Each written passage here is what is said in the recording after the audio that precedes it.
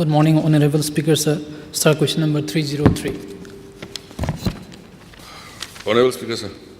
Start question number 303. Answer A. Okay.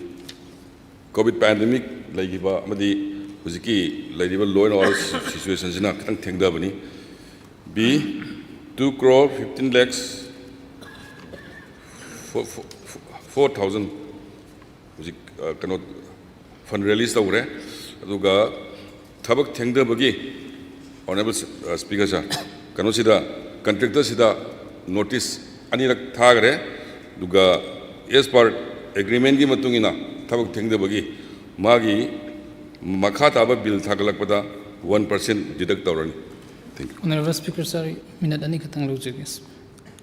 Koige high river date of commencement 2021 ge July tang kuni thoidagi hauraga luisan gado busi 2022 ge March kontra ma thoida luisalaga hoji si maintenance period telefam thokuni tawbatabu COVID 2021 ge November December da loikrab matungda short working season se marirak haukhre. High river thong asi kalika high river khungang asiga bamon kampoga phauna bada yamna maruoiba thong ama khagna atopa thong am phu leitaba iril bung thong am dagi lakpa kanda kilometer ani sangna chatlaga yamna awaba mayuknaba adum laba tangai fadaba litan gi thong ama khak lei chahi kunthra gi mamangda saramba ana hairiba asengba maramdi hairiba thong ase contractor na subcontract engineer amadi engineer ga toraga contractor na subcontract to wen hai subcontractor asina thong ase ma contractor gi account da paisa sangraga paisa ma gi pithok pidabadagi saba lepane ana dum enonda aikoi information lei hairi se koi this amounts to corruption, incompetence, wastage of public money, inconvenience to general public.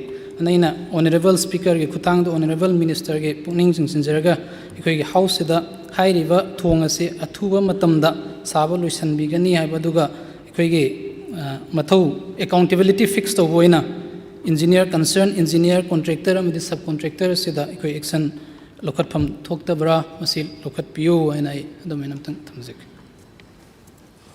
Koi honorable member ki concern si yamna sumbawani ada karim kanda yamna complicated urisi PMJSY ki scheme si subcontract to yabadi nataba adu hekta local level na torumba sina khud thabum khangda posu leiba at the same time koi 2 crore 15 lakhs lokthokrasu 1 crore 56 lakh ti leihori do leihori ba paisa si mana lokthokhrib duga henjan badi natri donc sagi moi machine ki paisa caption gare lokthokre haiba adwai dudadi ekoi ki department gi oinadi subcontract ICP ba yadabani na adu adwai du hekta legally solution amdaba but somehow aingalang koi chief engineer su khanar kanda masi kamai to sige ina hujiki original contractor si huji ki oina thiba khangdri hai mai masagi problem khar leibdagi but anyway thu matamda thiraga hoi kanona aina yagera yaroidra sigi subcontractor dusu contractor dusu punna kaura kanda sagi ai wari sanana ba ai haizagre. Thank you.